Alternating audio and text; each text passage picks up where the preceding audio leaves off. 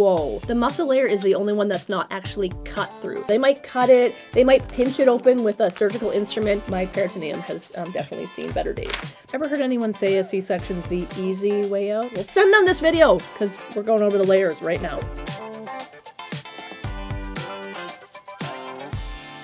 Welcome to Tuesday Tidbits. You are in and out of here in 5 minutes or less, and by the end of this one, you were going to know exactly which layers they went through to get to your baby if you had a C-section. And a big hint here, it ain't just one cut and done. It is 7 different layers. Starting off strong with layer number 1, it is of course your skin layer. Now the incision made on your skin is usually done horizontally. It's usually made long enough to accommodate baby's head. Now sometimes in the case of an emergency and they need to gain access to baby that much quicker, they can make this incision vertically, okay? But usually it's horizontally and it's usually buried down quite deep, kind of in that bikini zone, because yes, even after you have kids, even after you've had a C-section, you have a bikini body, so put on the bathing suit. Anyway, first layer is the skin layer. And then after the skin layer, we're going to come to this yellowish layer. This, of course, is the subcutaneous fat layer. This one is also cut horizontally right across here. Now, the amount of subcutaneous fat that everyone has, it's going to vary person to person, okay?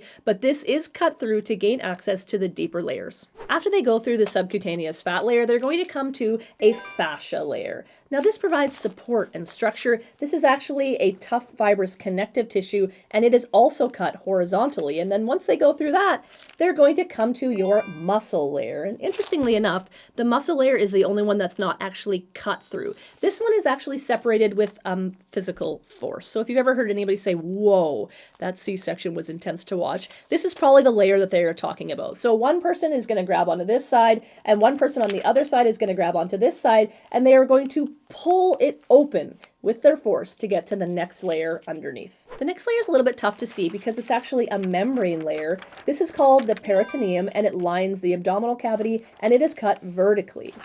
Now the next layer you're going to come to is of course the uterus, but in the way of the uterus is your bladder. And so we actually use an instrument in the OR to sort of pull this down and protect it so that we don't injure it as we are going into the uterus. So the uterus is now cut, and they have to cut through all the layers of the uterus, but they have to do it slow and carefully because right underneath this is going to be the amniotic sac and the baby. So usually, again, this is cut horizontally, but in the case of an emergency, this can be teed and cut kind of vertically like this to gain access to your baby and the amniotic fluid.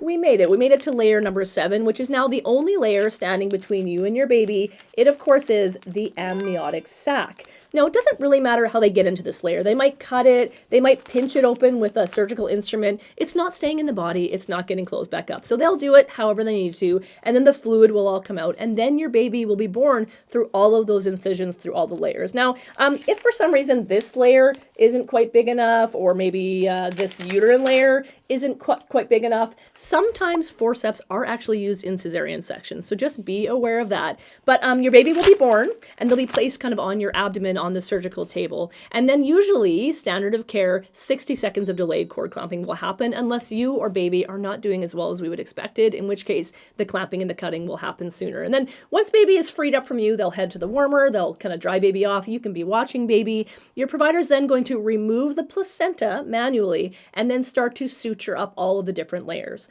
Now, every single layer is usually closed, with the exception, some providers do not close this peritoneum layer. This is that membranous layer. Some providers do not suture this one closed. Oh, my peritoneum has definitely seen better days.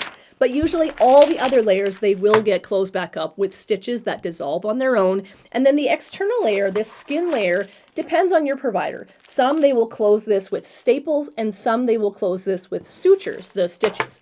So just talk to them about what they use when they close up their cesarean sections. So your take-home message: 1, 2, 3, 4, 5, 6, 7.